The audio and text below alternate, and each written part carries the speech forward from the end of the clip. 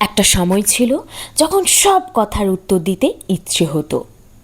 ভুল বোঝাবুঝি হলে নিজেকে প্রমাণ করার চেষ্টা করতাম, তর্কে জড়িয়ে পড়তাম, ঘন্টার পর ঘন্টা ব্যাখ্যা দিতাম।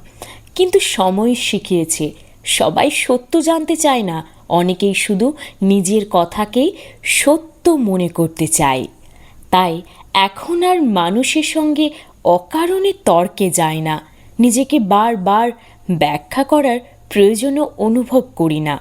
কারণ বুঝেছি, যে মানুষ সত্যিই আমাকে বুঝতে চায় তাকে দীর্ঘ ব্যাখ্যার দরকার হয় না, আর যে বুঝতে চায় না তাকে হাজার কথাতেও বোঝানো যায় না।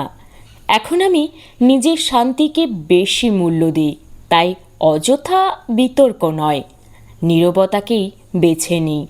প্রয়োজনে দূরত্ব বাড়িয়ে দিই, কারণ সব সম্পর্ক ধরে রাখার চেয়ে নিজের মানসিক শান্তি ধরে রাখা অনেক বেশি জরুরি।